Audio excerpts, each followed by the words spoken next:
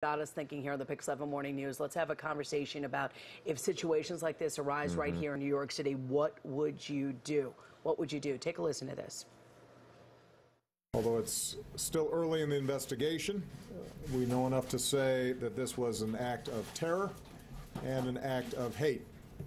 And as Americans, we are united in grief, in outrage, and in resolve to defend our people.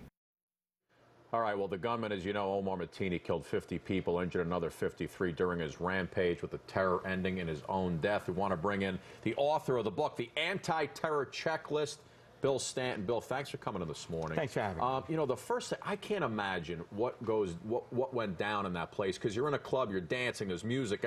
When the guns start going off, you don't even associate that with anything bad. You think it's part of a show. What's the first thing you do when things start to go down like that to save yourself in this situation? Well, the first thing is not to react when something happens. The first thing is to prepare your mind, it's called critical thinking, and to be aware, situational awareness. Yeah. So knowing your surroundings. So think about it. You're in a club, you may be in tox, and all of a sudden you see a bunch of pops going off, and you're looking around like a deer in the headlights, and you'll become that deer being hunted. Know where you are, look for exits, and the second something goes down, don't look to investigate it or like be a rubbernecker. No. Get out of Dodge. Yeah, get out of Dodge. I mean, I think that's a lesson that we've learned here in New York City. When something like this happens, you need to get to cover immediately. A lot of people giving harrowing tales as they played dead for 3 hours because they had no other choice. What do you say to that scenario? If you're trapped and you just have to play dead? Well, it's run, hide, fight. Okay. And if you hear something, don't look to whip out your phone, take picture, run. Then if you can't escape, hide. And part of that hiding is hiding in plain sight, playing dead.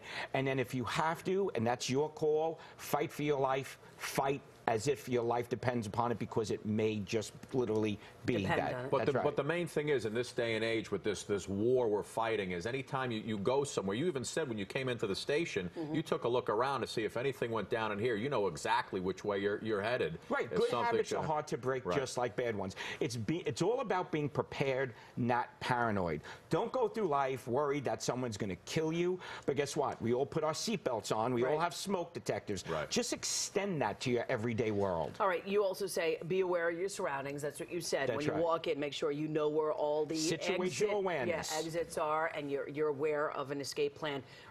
Look at also thinking what if scenarios. What does that mean? What if? Okay, what if? I'm in a restaurant. Let's talk about that. Plenty of people go to coffee shops, restaurants. This is New York City, so there's a lot of regular life going on. You and I are in a restaurant. We're talking right now. All of a sudden you hear bang, bang, bang. I'm going to grab you by the hand, and I'm taking you out the back door. First thing, we're going through that back door, and we're getting out. So that's a what if something happened there, out in the street. See, I would never think back door. I would think front door. Yeah, no, right through the kitchen, right out the back. So that's my what if scenario, constantly going through, and it becomes habitual. Again, good habits are hard to break, just like bad ones. So, just don't go through life with blinders on. Yeah. You see people cross the street with their head in the phone. Well, extend your awareness. Well, this is just, we need to get this anti-terror checklist, the book that you wrote, because I think we're living in a day and age that we need to educate our families, our children, and just pass it on. Also, the city does have an emergency plan. If you want to do it, it's free. You can have your family talk about it.